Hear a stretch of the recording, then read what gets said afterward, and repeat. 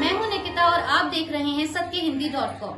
चलिए एक नजर डालते हैं अब तक की सुर्खियों पर। कांग्रेस नेता राहुल गांधी को गुजरात के सूरत की अदालत ने 2 साल कैद की सजा सुनाई है। इसके साथ ही अदालत ने मोदी सरनेम संबंधी बयान को लेकर राहुल गांधी को जमानत भी दे दी है और उनकी सजा के अमल पर 30 दिनों तक के लिए रोक लगा दी है, ताकि कांग्रेस नेता उच्च अदालत में फैसले को चुनौती दे सकें। वहीं कोर्ट के इस फैसले के बाद कांग्रेस समेत अन्य विपक्षी पार्टियां मोदी सरकार पर हमलावर हैं। इस बीच खबर है कि कांग्रेस पार्टी ने प्रदर्शन का ऐलान किया है। इस प्रदर्शन को लेकर कांग्रेस अध्यक्ष मल्लिकार्जुन खड़गे कल गुरुवार 23 मार्च को पार्टी नेताओं के साथ अपने आवास पर बैठक की और करीब 2 घंटे चली इस बैठक में 50 सांसद मौजूद रहे। इस दौरान कांग्रेस महासचिव जयराम रमेश ने कहा कि शुक्रवार को सुबह 11:30 बजे से 12 बजे के बीच हम लोग विजय चौक जाएंगे। हमने राष्ट्रपति से मिलने का समय मांगा है। सुबह 10 बजे विपक्षी दलों की बैठक होगी। शाम में कांग्रेस अध्यक्ष मल्लिकार्जुन खड़गे राज्य कांग्रेस के अध्यक्ष के साथ बैठक करेंगे। सोमवार को दिल्ली में और अलग अलग राज्यों में प्रदर्शन होगा। जयराम रमेश ने कहा कि यह सिर्फ कानूनी मुद्दा नहीं है, यह गंभीर राजनीतिक मुद्दा है जो लोकतंत्र से जुड़ा है। ये मोदी सरकार की धमकी, डराने, उत्पीड़न की राजनीति की बड़ी मिसाल है। इसे हम कानूनी तरीके से लड़ेंगे। यह एक राजनीतिक मुकाबला भी है, हम इससे नहीं डरेंगे। वहीं कांग्रेस नेता केसी वेणुगोपाल ने कहा कि राहुल गांधी अडानी मामले पर बोल रहे हैं, इसलिए सरकार हर संभव रास्ता तलाश रही है राहुल गांधी को चुप कराने के लिए। लेकिन ना तो राहुल गांधी चुप होंगे और ना ही कांग्रेस पार्टी चुप होगी। इस बीच सूत्रों से मिली जानकारी के अनुसार पार्टी नेताओं ने बैठक के दौरान इस बात पर चर्चा की है कि सूरत की अदालत के फैसले को चुनौती देने के लिए तत्काल उपचारात्मक उपाय किए जाएं और इस पर ऊपरी अदालत से रोक लगवाई जाए। उन्होंने बताया कि इस आदेश को चुनौती देने की याचिका तैयार की जा रही है और इसे जिला और सत्र अदालत में दाखिल किया जाएगा। राहुल गांधी को मोदी सरनेम मामले में सूरत की कोर्ट द्वारा 2 साल की सजा सुनाए जाने के बाद विपक्ष के कई नेता उनके समर्थन में उतरे हैं, जिनमें तमिलनाडु के मुख्यमंत्री M.K. स्टालिन ने कहा कि उन्होंने भाई राहुल गांधी से बात की और अपनी एकजुटता व्यक्त की।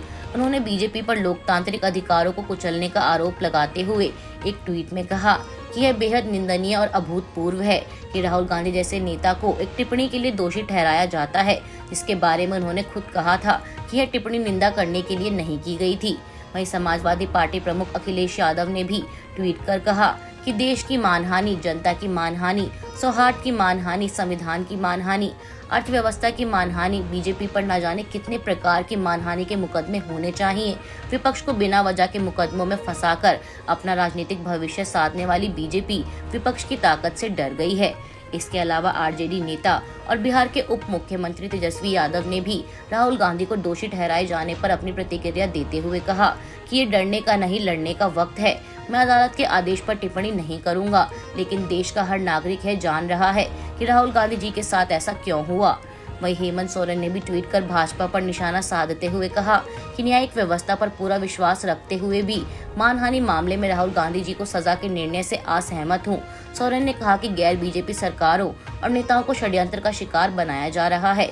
यह देश के लोकतंत्र और राजनीति के लिए चिंता का विषय है, लेकिन धनतंत्र के आगे जनतंत्र की कोई बिसात नहीं। शरद पवार ने भी राहुल गांधी का साथ देते हुए कहा कि मैं देश में मौलिक अधिकारों, भाषण की स्वतंत्रता और लोकतांत्रिक अभिव्यक्ति को कम करने के प्रयासों पर अपनी गंभीर चिंता व्यक्त करता हूं। भारत के राजनीतिक दलों, नेताओं और नागरिकों की आवाज को बार बार दबाने का प्रयास गंभीर चिंता का विषय है। इसके साथ ही राज्यसभा सांसद संजय राउत ने भी ट्वीट कर राहुल गांधी का समर्थन करते हुए कहा कि जिस कोर्ट ने राहुल गांधी को 2 साल की सजा सुनाई है वो कोर्ट गुजरात में है, इसलिए कोई टिप्पणी नहीं। लेकिन अगर किसी को लगता है कि विपक्ष डर जाएगा, मैदान छोड़ देगा, तो ये गलत सोच है। हम संघर्ष करेंगे। जय हिंद। जाने माने अधिवक्ता और बीजेपी सांसद महेश जेठमलानी ने कल गुरुवार को एनडीटीवी को दिए एक अपने इंटरव्यू में बताया कि राहुल गांधी 2013 के सुप्रीम कोर्ट के एक फैसले के तहत संसद से अपने आप अयोग्य हो गए हैं। उन्हें प्रधानमंत्री नरेंद्र मोदी पर उनकी टिप्पणी से जुड़े मानहानि के मामले में सूरत की अदालत ने 2 साल की सजा सुनाई है। जेठमलानी ने कहा कि कानून के अनुसार वे अयोग्य हैं। हालांकि फैसले की सूचना भी अध्यक्ष को दी जानी है, लेकिन आज की स्थिति में वे अयोग्य हैं।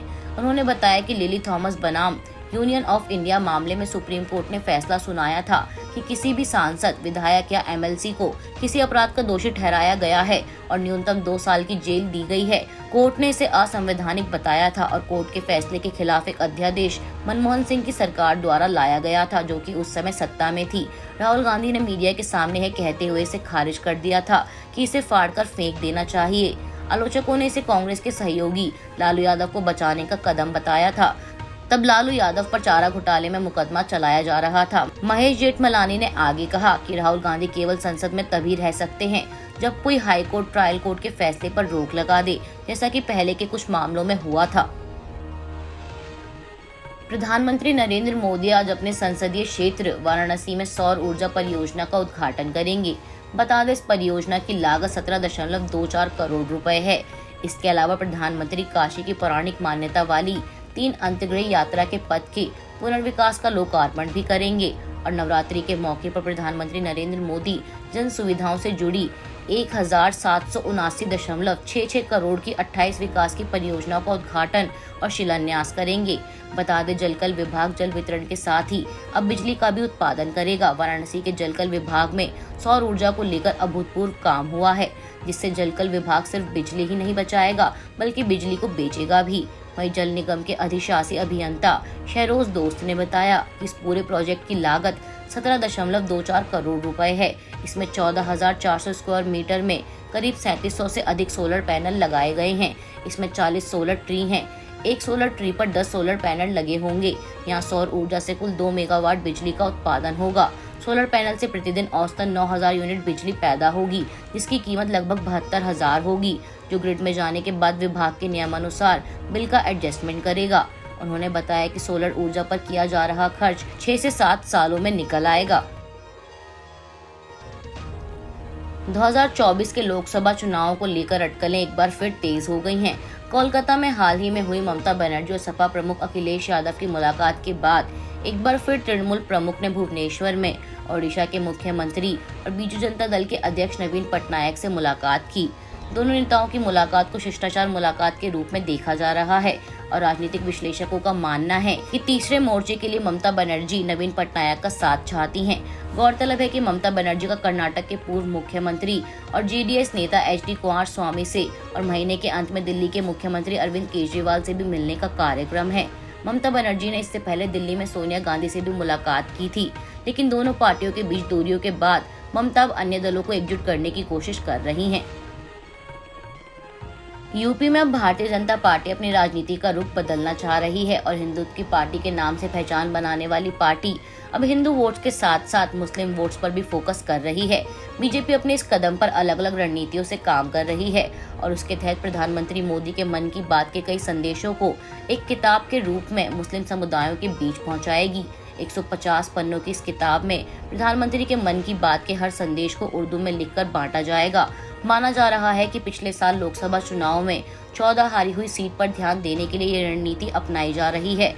पार्टी ईद के बाद पश्चिमी यूपी के कई जिलों में इसने सूफी सम्मेलन का भी आयोजन करेगी, जिसके जरिए मुस्लिम जाट, मुस्लिम गुर्जर जैसी बिरादरियों को लुभाने की कोशिश की जाएगी। आज के लिए बस इतना ही। बाकी की खबरों के लिए जुड़े रहिए सत्यहिंदी.com के साथ।